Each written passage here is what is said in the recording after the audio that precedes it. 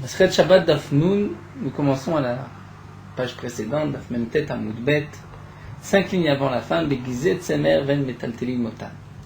Donc là encore, nous allons retrouver beaucoup de halachot concernant les dinim de Mouktsé à travers nos dinim de Atmana que nous avons vus dans la Mishnah. La Mishnah nous a dit qu'on pouvait recouvrir une marmite avant Shabbat Begizet Tsemer avec des morceaux de laine. Donc Gizet Tsemer, c'est la laine telle qu'elle a été coupée sur le mouton, la brebis. Le Gizet Tsemer, ces morceaux de laine, ne sont pas Mossif Evel, ne rajoutent pas de la chaleur, ils vont simplement conserver la chaleur. Mais malgré tout, nous dit la Mishnah, En Metalteli Notan, on ne peut pas les déplacer parce que ces Gizet Tsemer sont réservés à la fabrication d'objets, sont destinés à la fabrication d'habits, et donc ils sont Mouktsé. Puisqu'ils sont Mouktsé, je n'ai pas le droit de les déplacer. Donc j'ai le droit, avant Shabbat, de recouvrir ma marmite de Gizet Tsemer, mais pendant Shabbat, je n'ai pas le droit de déplacer ces Gizet Tsemer, ils sont Mouktsé. Comment va-t-on faire? C'est ce que la Mishnah a posé comme question. La Mishnah dit on va prendre le couvercle et donc on va faire tomber automatiquement les morceaux de laine. Ça c'est d'après Tanakama. Rabbi Eliezer ben Azariah, nous verrons, va nous dire il vaut mieux pencher donc la caisse dans laquelle se trouve la marmite et la laine et prendre directement mais ne pas enlever la marmite de peur, comme nous le verrons par la suite dans la Gemara, que le trou où se trouvait la marmite va se refermer, la laine va combler le trou et ensuite je ne pourrai plus remettre la marmite puisque je n'ai pas le droit de déplacer cette laine. La Gemara nous dit à Rava, un premier enseignement de Rava, Loshanu Lashlotaman Baen. Nous dit Rava, dans quel cas les Gizet Tsemer sont Mouktsé, on ne peut pas les déplacer, c'est lorsque tu ne les as pas utilisés comme Atmana. Mais si tu les as utilisés pour recouvrir la marmite, donc à ce moment-là, tu as destiné ces morceaux de laine à la Atmana, ils ne sont plus Mouktsé, puisque tu as changé la destination de la destinée de cette laine, ce n'est plus pour la fabrication de vêtements, mais pour l'atmana. On dirait la première fois là. Non, juste ce que nous dit Rava, c'est que quand est-ce qu'on fait l'atmana? C'est avant Shabbat. Donc si avant Shabbat, j'ai pris ces morceaux de laine, même pour la première fois, et que j'ai recouvert ma marmite, le lendemain, ils ne sont plus mouktsé, puisque je l'ai déjà utilisé pour une atmana. Seulement, nous venons de voir le contraire de notre Mishnah, puisque la Mishnah a dit Begizet Tsemer ve'en metalteli notan, c'est la question évidente de la Gemara. Etive umirabanan bar yuma, il y avait un chacham bar yuma du jour, c'est-à-dire nous dit Rashi, c'est le jour même où il est rentré dans le Bet Hamidrash, la première fois qu'il est rentré au Bet Hamidrash, il a posé cette question. C'est marqué dans notre Mishnah Begizet Tsemer ve'en metalteli notan. On peut donc enfouir la marmite avec des morceaux de laine, mais on ne peut pas déplacer cette laine. Donc tu vois que même lorsque tu l'as utilisée, tu n'as pas le droit de la déplacer. Comment va-t-on faire? Donc nous avons vu dans la Mishnah, et nous continuons d'Afnoun, nos têtes à qui soulèvent nos flottes. Tu peux prendre le couvercle et les morceaux de laine vont tomber automatiquement. Donc si c'est ainsi, c'est une contradiction à ce que nous a dit Rava. C'est pour cela que la Gemara reprend, il est Itmar, Achi Itmar. Si Rava a dit quelque chose, c'est ainsi que Rava a dit. Amar Rava loshanu ela shelo yachdan l'atmana. Nous dit Rava, donc dans quel cas ils sont mouktsé? Dans le cas où tu ne les as pas destinés pour toujours à l'atmana. Aval yachdan l'atmana, leolam, nous dit Rashi, c'est-à-dire dans le cas où tu les as laissés pour tout le temps. Tu as pris ces morceaux de laine, tu as dit je vais m'en servir chaque semaine pour recouvrir ma marmite. Dans ce cas-là, effectivement, metalteli notan, tu peux les déplacer, ils ne sont plus mouktsé. Puisque là, tu as changé le destiné de cette laine. Itmar Namé, nous avons aussi une braït, une memra, qui a été Ravin Amar Rabbi Yaakov, lorsque Ravin est venu, a dit au nom de Rabbi Yaakov, Amar Ravasi ben Shaul, au nom de Ravasi ben Shaul Amar Rabbi, Lo Shanu la Shilirtan l'Atmana, ce qui est marqué que les laines Gizet Tsemer sont mouktsé, c'est seulement lorsque tu ne les as pas réservées à l'Atmana. L'Atmana Metalteli notan, tu peux les déplacer. Ravina Omer. Ravina reprend et nous dit en vérité, nous allons dire comme ce que Rava a rapporté, la première version au nom de Rava, que lorsque j'ai utilisé cette laine pour l'atmana, elle n'est plus mouktsé. Même pour une fois, je n'ai pas besoin de la destiner à jamais pour recouvrir la marmite. Même pour une fois, elle n'est pas mouktsé. C'est vrai que nous avons notre Mishnah qui paraît dire le contraire. Eh bien, Ravina répond, Beshel Eptek Shanu. Notre Mishnah, il s'agit d'un cas particulier, il s'agit de la laine qui est en tas, nous dit Rashi, un tas, tashta, d'habits, de laine. Là, vraiment, la laine est destinée à la fabrication de vêtements. C'est pour cela qu'elle est mouktsé. Mais en général, une simple xétsémer que je vais prendre pour ma marmite, elle est automatiquement donc destinée à cette atmana, elle n'est plus mouktsé. C'est seulement dans le cas béchel eptek, c'est-à-dire d'une laine qui est en général réservée pour la fabrication. J'ai un grand tas de laine, c'est sûr que c'est pour faire des vêtements. Dans ce cas-là, c'est mouktsé. Nous avons une braïta aussi qui dit xétsémer chez eptek, elle met al-tilimotam. Les guisettes sémères de Heptek, c'est-à-dire d'un grand tas, on ne peut pas les déplacer. Mais dans le cas où le balabait, le propriétaire, a décidé, les a préparés pour les utiliser, on a le droit de les déplacer, puisqu'à ce moment-là, ils ne sont plus mouxés. Le balabait a changé la destinée de cette laine. L'agma continue, toujours dans les dynimes de Mouktsé. Tana Rabab Bachana Kamederav. Rabab Bachana a enseigné devant Rav. Charayot Shel Deke. Les palmes du palmier du dattier, chez Gadran les etzim, qu'on a coupé, Gadran Gederse coupé, les etzim pour le bois, pour brûler, Fenimlach Alem les yeshiva. Et ensuite il a changé d'avis, il décide d'utiliser ces palmes de dattier pour s'asseoir. Tsarich les kacher. Il faut faire un nœud. L'habitude était, lorsqu'on voulait utiliser ces palmes pour, comme chaise, comme fauteuil, il fallait les attacher. Donc, tant que je ne les ai pas attachés, étant donné que je les ai coupés pour du bois, c'est mouktsé. Lorsque je les ai attachés, ils ne sont plus mouktsé. Ça, c'est l'avis de Tanakama. Rabban Shimon Gamliel, Rabban Shimon Gamliel dit, nous n'avons pas besoin de les attacher. Alors, la simple pensée de vouloir s'en servir pour s'asseoir, c'est suffisant, elles ne sont plus mouktsé. Ou Tanela, donc Rabba Bachana qui a enseigné devant Rav, l'a enseigné, vous, Amarla, il a rajouté aussi Alacha qui est Rabban Shimon Gamliel, que l'Alacha est comme Rabban Shimon Gamliel. Donc, nous n'avons même pas besoin d'un nœud, de les attacher par une simple pensée, elles ne sont plus mouktsé. L'Agma nous rapporte une marloquette à Moraim. Itma, Rav Amar kosher. Rav dit kosher, il faut les attacher, a priori comme ce que nous avons vu au nom de Tanakama. Shmuel Amar Choshev. Shmuel dit, on n'a pas besoin de les attacher, il est suffisant de penser, de dire je vais maintenant les utiliser pour s'asseoir dessus. Donc Shmuel serait comme Rabban Shimon Gamliel. Là nous avons un troisième avis, Ravasi Omer Yoshev, Afalpish lo Kishev, Afalpish lo Chishev. Yoshev, ou plutôt Yashav, a l'air de lire Rashi. Dire si tu t'es assis avant Shabbat dessus, même si tu ne les as pas attachés, même si tu n'as pas pensé t'en servir comme fauteuil, le fait de s'être assis dessus avant Shabbat, ceci montre que tu as l'intention de t'asseoir et les charouyot, ces palmes ne sont plus mouxées. Donc l'agma va reprendre, nous avons vu donc trois Amoraïm, Bishlamara Vudama Tanakama, donc je comprends, Rav a dit comme Tanakama, il faut faire un nœud. Shmuel Name Udama Kerm Shmuel. Shmuel a dit comme Shmuel, il ne faut pas de nœud, mais une simple pensée. Et la Ravasi d'un Markeman, mais demande l'agma, Ravasi va comme qui Ravasi dit, même si tu t'es assis sans les attacher, sans penser, c'est déjà destiné à la yeshiva et non pas. Et ce n'est plus mouktsé. L'agma répond, ou de Amar Kihai Tana. Ravasi a dit comme ce Tana. Ce Tana dans une autre braïta des Tanya. Yotzim bepikurim ou betsifa. On peut sortir Shabbat bepikurim. Rashi nous explique que c'est du lin qui a été peigné. On avait l'habitude de mettre sur une plaie. Ou betsifa, c'est de la laine qui a été démêlée, peignée. Bisman, donc aussi l'habitude était de la mettre sur une plaie pendant Shabbat, une sorte de bandage de pansement. Dans quel cas on peut sortir avec, dans le Reshut Arabim, il n'y a pas de problème de Otsa'a, Bisman Shetzavan Beshemen Bekachan Bemeshicha. Dans le cas où tu les as enduits d'huile, ou bien tu les as attachés avec une ficelle. Dans ce cas-là, nous dit Rashi, tu montres bien pourquoi tu portes sur toi ce morceau de laine ou de lin. C'est pour la maca. Alors bien sûr, il y a une autre question qui arrive, c'est que nous n'avons pas le droit Shabbat de mettre des pansements, des réfouates sont interdites. Rashi nous dit ici, ce n'est pas pour guérir la plaie, mais pour protéger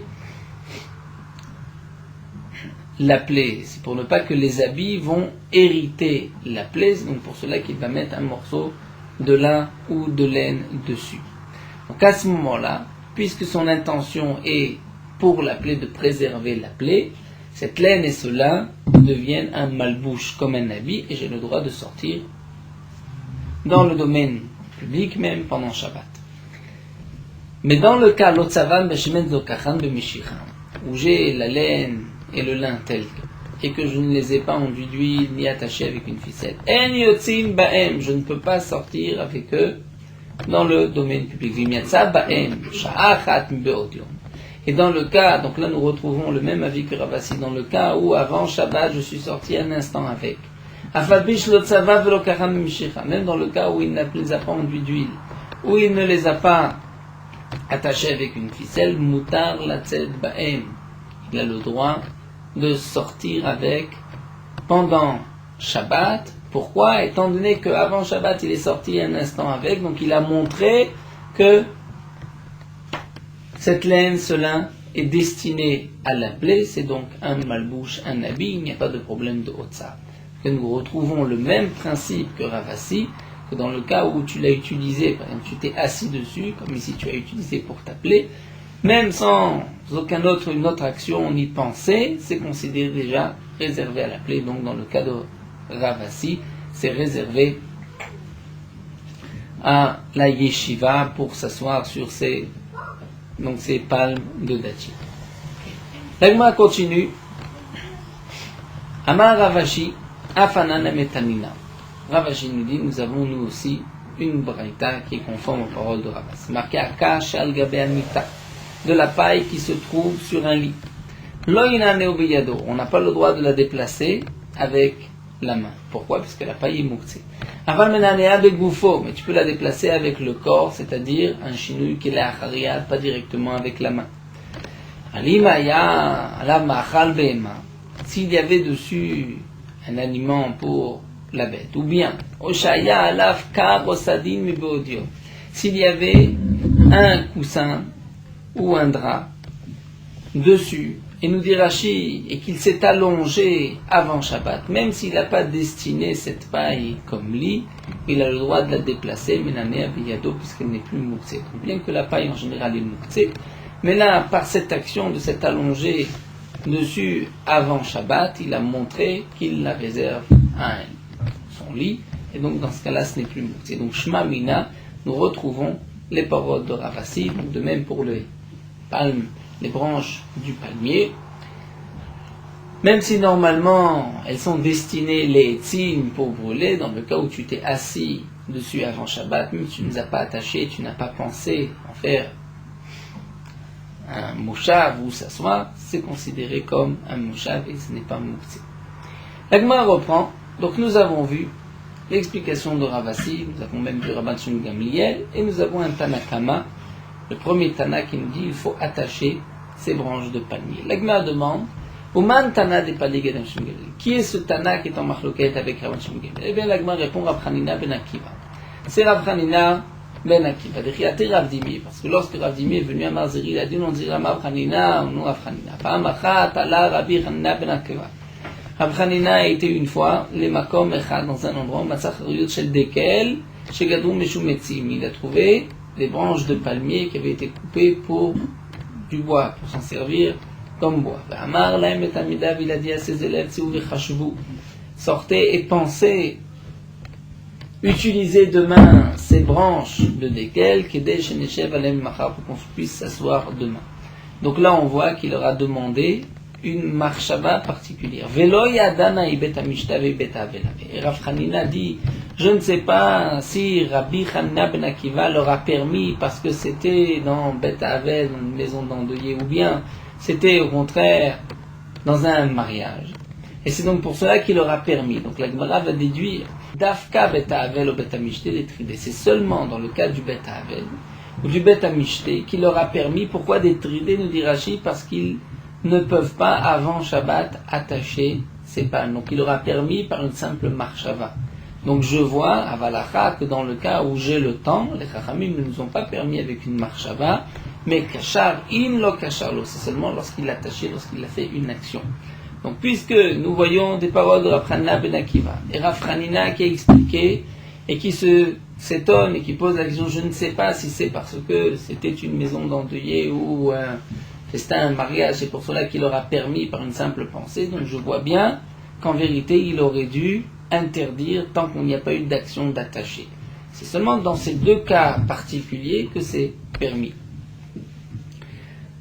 Donc nous avons retrouvé Tanakama, le premier auteur de la Mishnah, c'est donc, comme nous dit l'Agma, Rabbi Hanina ben Akiva, qui pense qu'en général il faut attacher les branches de palmier, sinon elles resteront mouxées.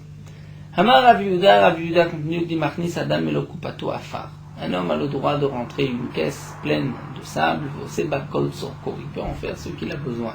Dire à l'époque, on utilisait le sable pour recouvrir les excréments, ou si quelqu'un crachait dans la maison, il suffisait donc d'éparpiller, de jeter un peu de sable. À l'époque, il n'y avait pas de parquet, ni de moquette, pas de dalle. Donc bien qu'en général le hafar est mouktsé, la terre cendrée mouktsé, mais là puisqu'il l'a préparée, donc elle n'est pas mouktsé. Et Darash Marzoutra Mishme de Marzoutra Rabba, Marzoutra dit au nom de Marzoutra Rabba, notre Marzoutra, vous Shiredlo Krenzalit. Mais c'est seulement dans le cas où il a réservé dans la maison un endroit particulier où il va mettre cette cendre. Donc là il montre bien, par cette action, qu'il va utiliser cette terre, ce hafar, cette poussière, ce sable, pour recouvrir pour ses besoins dans la maison. Amour Rabanan Kamed et Rav Papa. Les Chachamim m'ont dit devant Rav Papa, Keman, comme qui Rav Shimon Gamliel. A priori, ceci reprend les paroles de Rav Shimon Gamliel, qui a dit que par une simple marchava, même si je n'ai pas fait d'action, c'est suffisant. Dériké Rabanan, parce que si c'est comme les Chachamim, c'est-à-dire Tanakama, Amri Bainan Maase, les Chachamim m'ont dit concernant le palmier, qu'il faut une action, il faut attacher les palmes du dattier. Et donc là, il n'y a eu aucun maasé, il y a eu simplement une marchava. Il l'a réservé pour cela. Amal ou Rav Papa dit non. Afilu Tema Rabbana. Pour expliquer que cet enseignement de Rav Yehuda, c'est même d'après les Chachamim. Quand est-ce que les Chachamim ont dit qu'il faut faire une action? C'est quand tu peux faire une action. Donc quand il y a une action, par exemple, ces branches de dattier, il faut les attacher. Donc, il y a une action, tu peux les attacher. Donc attache-les. Tant que tu ne les as pas attachées, là, elles restent mouktsé. Dans le cas de Machnis Adam Melokupato Afar, il n'y a aucune action à faire, puisqu'il n'y a pas d'action. Donc par la simple marchava, c'est suffisant, même d'après les Chachamim qui en général demandent une action.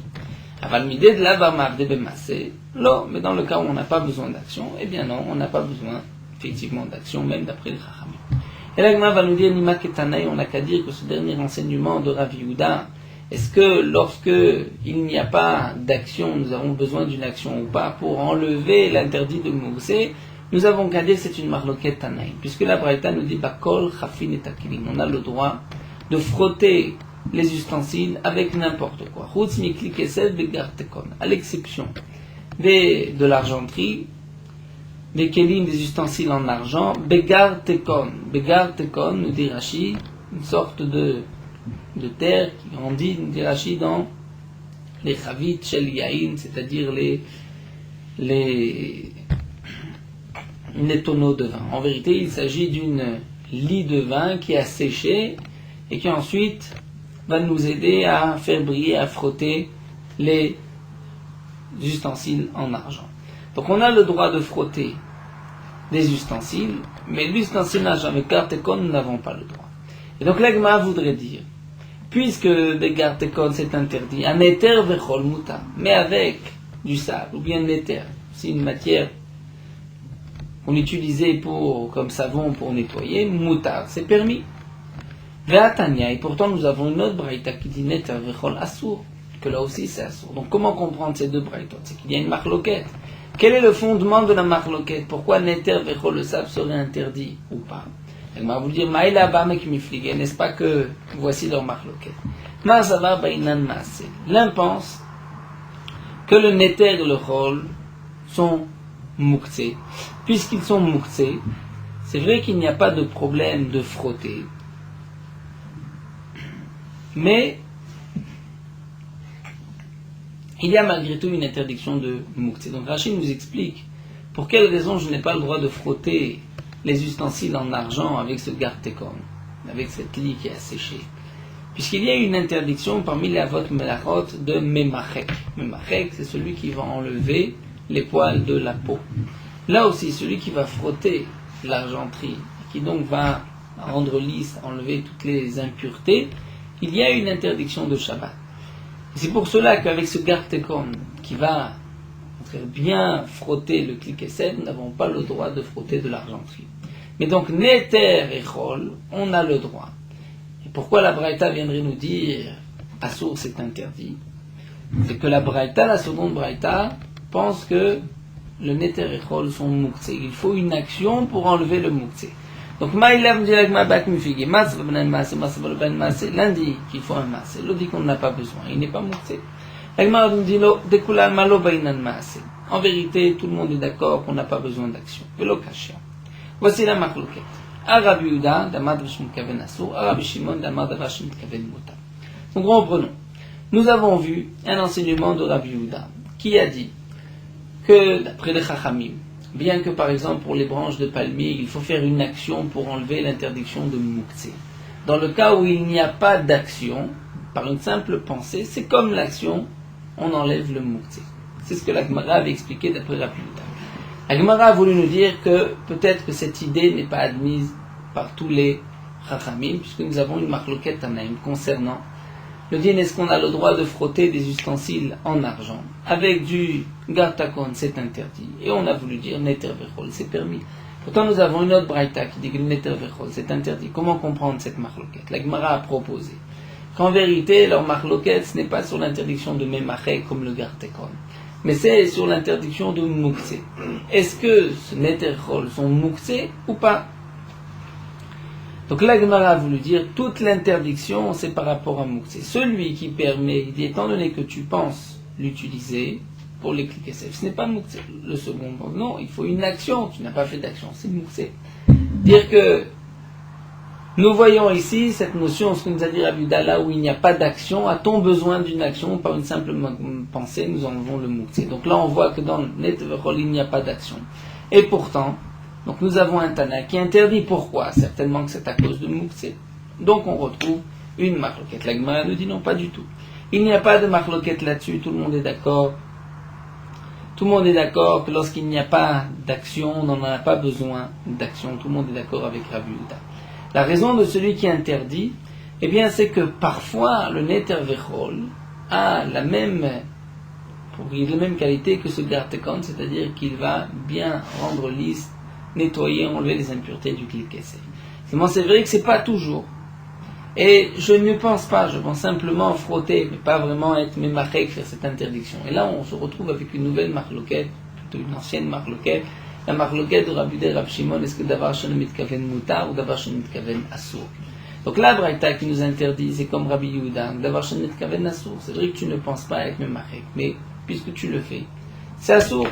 Rabbi Shimon pense que non, davar shene mitkaven mutar, et c'est pour cela que ce serait donc mutar. Donc la Gemara répond lo kasha. Ha Rabbi Yehuda, Rabbi Shimon, Rabbi Yehuda qui a dit davar shene mitkaven assour, Rabbi Shimon davar shene mitkaven mutar. Donc en vérité, même lorsqu'il n'y a pas de faire une action, nous n'avons pas besoin d'action, comme l'a dit Rabbi Yehuda. Une simple pensée enlève l'interdiction de mouktsé. Mais ici le problème, ce n'est pas par rapport à mouktsé, mais par rapport au din de memachek, que je vais rendre lisse, je vais enlever les impuretés, nettoyer. D'après Rabbi Yehuda, c'est interdit. Seulement la Gemara continue, revient à la charge. Comment vas-tu expliquer cette braïta de Maïkim Télé à décharger la braïta qui nous a dit que c'est permis? Tu vas l'expliquer comme Rabbi Shimon. Que d'avoir shen mitkaven mutar. Eh bien, nous allons avoir un problème, imasefa. Regarde la suite de la braïta. C'est marqué avalo yichov ba'em se'aro.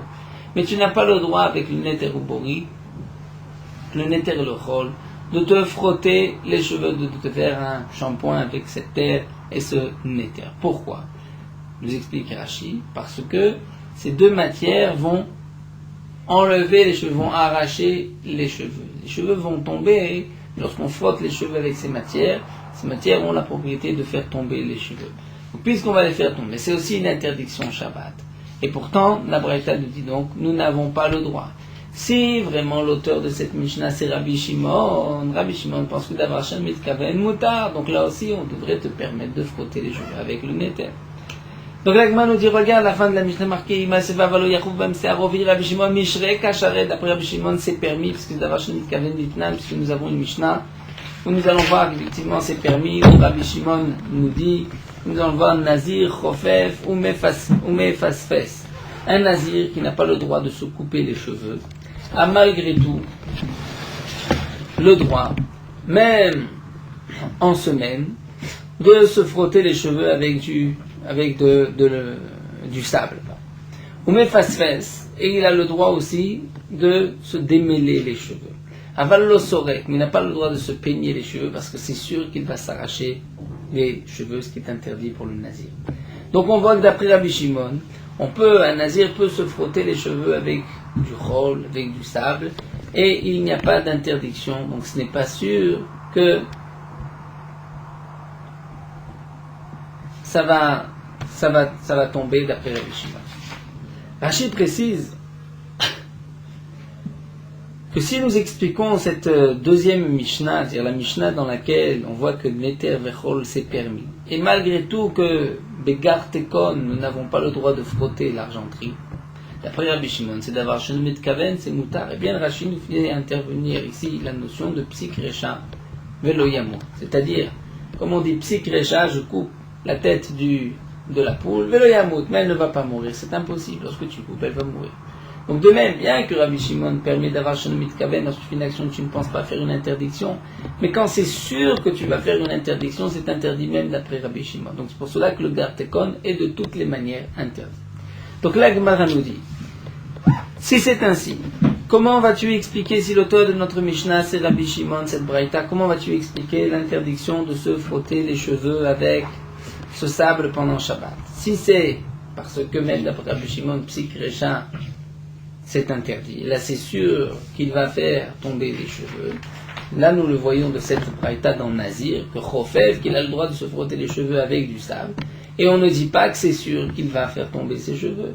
Donc, on ne peut pas expliquer cette deuxième braïta comme Rabbi Shimon. Et là, Havea Rabbi Uday. La deuxième braïta, mais en vérité, c'était la première qui avait été rapportée dans la Gemara.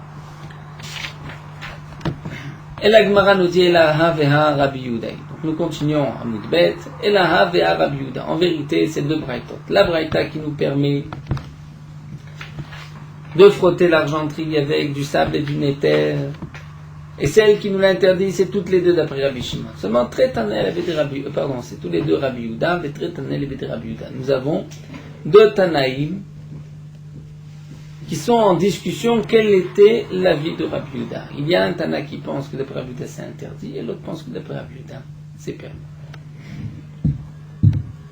Quelle est la raison de celui qui va dire que c'est permis, puisque d'avoir Shenet Mitkaven c'est interdit d'après Rabbi Uda? Eh bien là, Rashi nous explique que celui-ci pense que le garir classe, c'est-à-dire ça ne va pas enlever, ça ne va pas rendre lisse, et donc il n'y a pas d'interdiction de Mimachek, même avec le néter sur l'argenterie.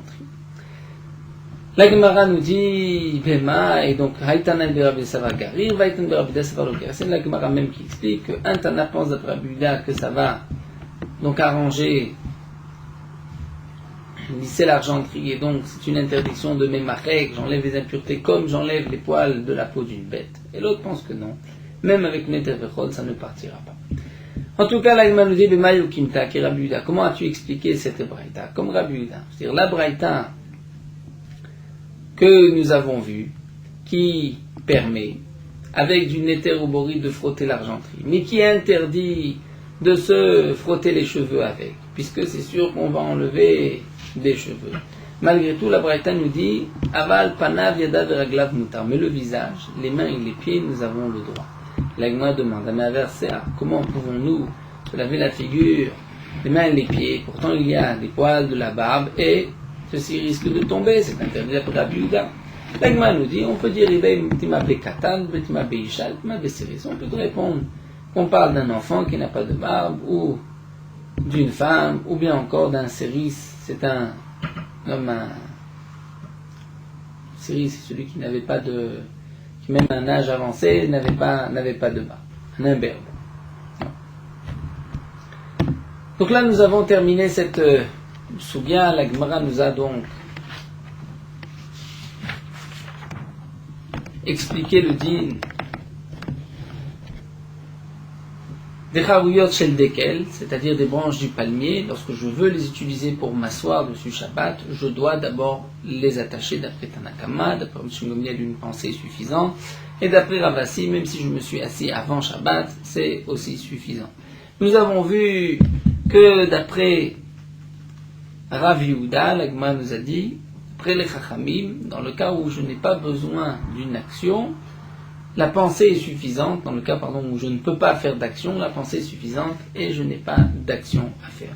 L'Agma nous a rapporté donc, regarde, toute une marloquette concernant le din, est-ce qu'on a le droit de frotter des ustensiles en argent avec de la gartekon, nous avons vu que c'est interdit, neter vechol, nous avons donc une marloquette. Et malgré tout, on voit qu'on n'a pas le droit de se frotter les cheveux, de faire un shampoing avec du sable, puisqu'on risque certainement d'enlever des cheveux. Malgré tout, pour un enfant, une femme ou un séris, ils ont même le droit de se laver le visage, les mains et les pieds. Nous reprenons avec d'autres dinim de Moukhtse, Amar Rav Yehuda.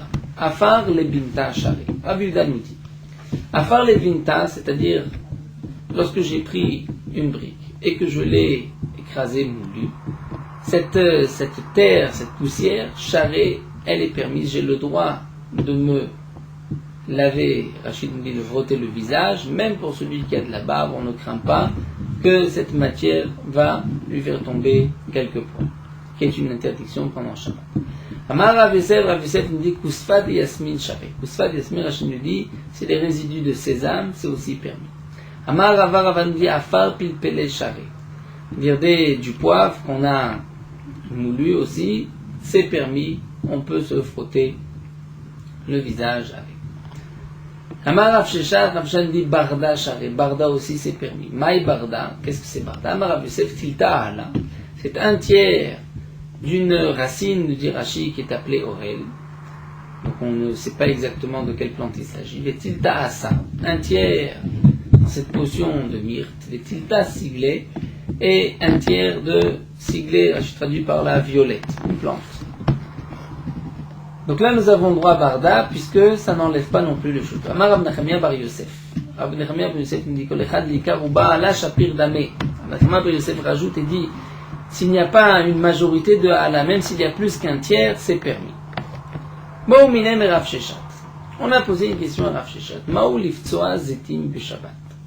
Est-ce qu'on a le droit d'écraser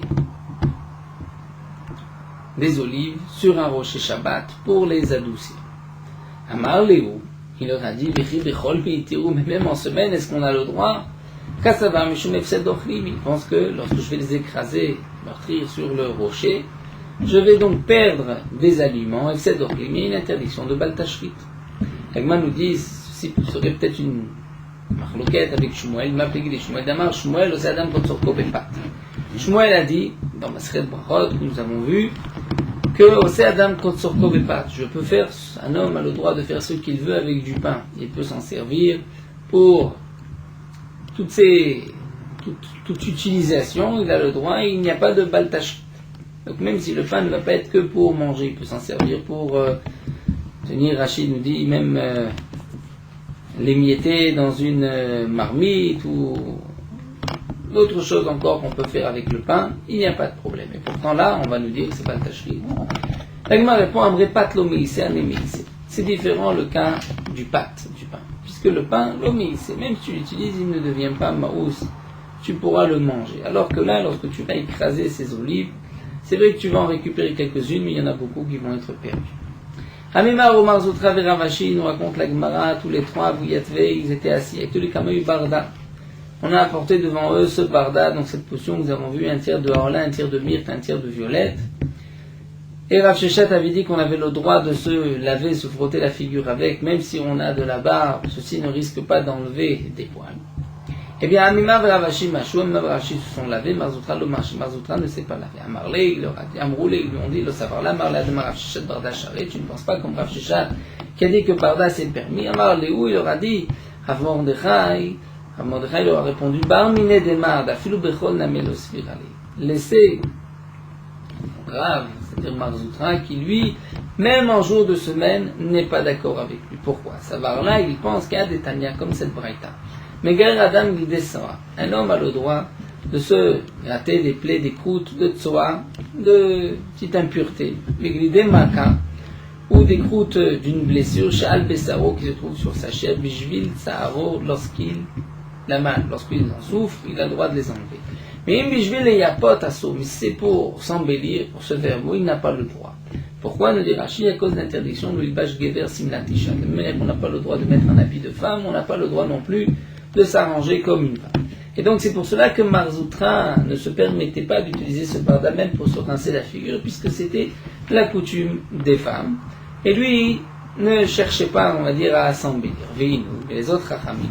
Keman Savro, comme qui pense-t-il? Qui a des Tania, comme cette Braïta, Ochet Sadam Pana Vedav Raglav Chol Yom. La Braïta nous dit un homme doit se laver les mains, les pieds et la figure tous les jours, chaque jour, Bishvil Kono pour son créateur, pour le kavod de son créateur. Mishum Shnema, comme c'est marqué, Kol Par Hashem Ilmanu, tout ce qu'Hashem a fait, c'est pour lui.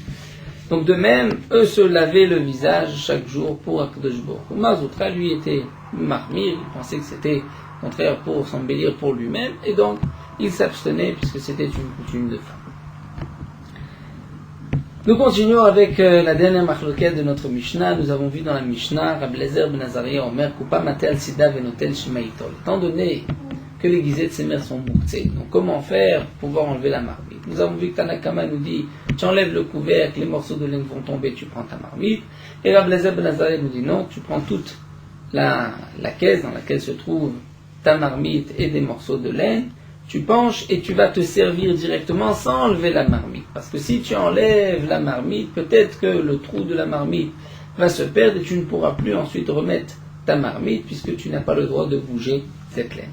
Amar Rabbi Abba, Amar Apriya Barashi. Akol Modim, nous dit Rabbi Abba, tout le monde est d'accord, Shin Kalkela Gumash Asur Larzir.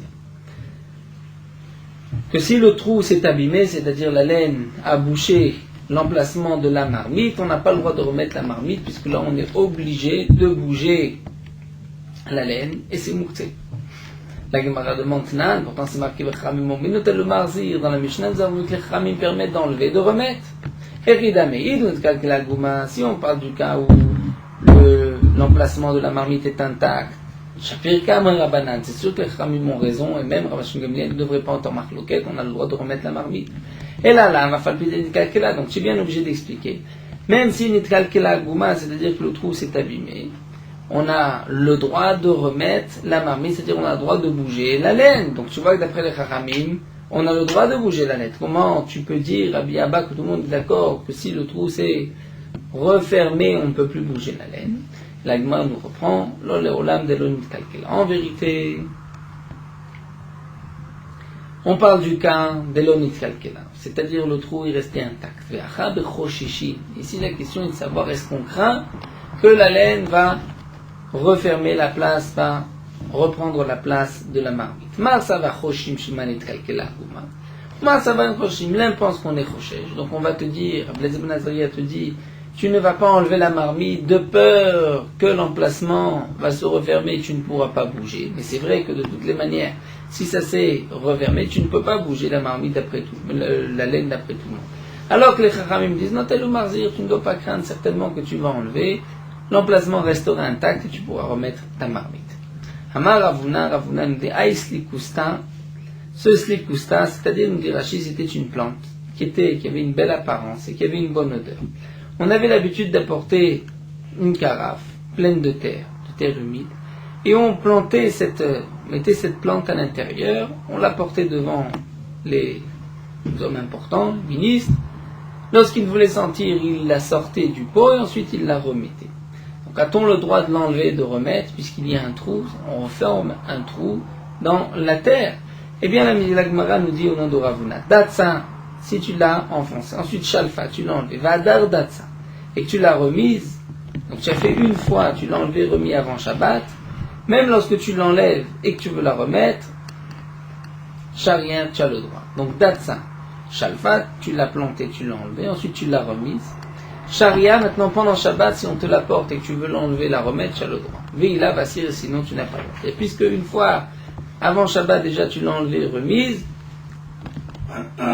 tu l'as planté, enlevé, remise, donc 2 fois planté, dans ce cas-là on considère que le trou restera. Amar Shmuel nous dit la même chose, Aïsakina d'Ebne Uruvé, un couteau qu'on avait l'habitude de planter entre les briques. Datsa Shalfa Vadar Datsa Shari, Vigla Vaso. Si on l'a enlevé, enlevé et remis avant Shabbat, on a le droit de le remettre pour le garder. Sinon, c'est interdit, puisque c'est comme si on est mossif, on rajoute dans la construction. Mazutra Vidmara Veshema Begourdita Dekane Shapir Dame. Si c'est Gourdita Dekane, Rachid nous dit si c'est des roseaux Hanim Adekalim, c'est du palmier où il y a beaucoup de branches, beaucoup de feuilles dans une seule branche. Dans ce cas-là, on a le droit de mettre un couteau au milieu et on ne craint pas que tu vas enlever la klipa et donc enlever la peau et d'être chayab mishum emaché, comme nous avons vu, comme celui qui enlève les poils d'une peau de la bête. Amar le Rav Mordechai le Rava, et Rav Mordechai dit Rava, comment pourtant Métiv Rav Katina Tiyufta, Rav Katina a posé une contradiction, c'est marqué Atomen lefet vetsnuno tachat hagefen. Celui qui plante lefet, sorte de navet tsnunot ou de radis tachat hagefen sous la vigne. Himaya miktsat alav megulim. S'il y a une partie des feuilles qui sont en dehors de la terre, qui n'ont pas été entièrement enfoncées dans la terre, et non rochesh, tu n'as pas à craindre, c'est-à-dire on ne considère pas que ceci a été planté. Nous continuons deux lignes d'Afnoun Aleph, Lo mishum kilaim velo mishum shvi. Donc tu n'as à craindre ni pour kilaim, c'est-à-dire là nous avons un légume sous la vigne, ceci pourrait être un kilaim, un mélange. Là il n'y a pas de mélange puisque ceci n'est pas considéré comme étant planté. Velo mishum shvit, il n'y a pas d'interdiction de shmita puisqu'il n'est pas planté. Velo mishum maaser, et tu n'as pas besoin de reprélever le maaser en pensant que l'herbe a grandi, le radis a grandi encore une fois dans la terre. Venitalin be Shabbat, et on a le droit, nitalin, de les prendre, de les enlever, de les remettre Shabbat. Donc, tiyufta, c'est une contradiction, puisque là nous voyons clairement que nous avons le droit, étant donné qu'il y a une partie qui est à l'extérieur, de l'enlever et de le mettre Shabbat. Donc comment nous avons vu ici que le seul cas permis, c'est si on l'a préparé à l'avance. Ici on voit que même si tu ne l'as pas enfoncé, remis à l'avance, mais simplement il y a une partie qui est à l'extérieur, c'est valable et tu peux l'enlever Shabbat. Donc ça c'est effectivement une question, une tiyufta, une contradiction, puisque contre le slikusta que nous avons vu, contre cette herbe, donc une question. Contre slikusta, c'était l'enseignement de Rav Huna, et donc là nous avons une contradiction puisqu'on voit que cette herbe on a le droit de l'enlever puisqu'elle n'est pas entièrement plantée dans la terre. Voilà, nous allons nous arrêter ici. Bezrat Hashem, demain on terminera le Pérec, on va même commencer le 5e Pérec.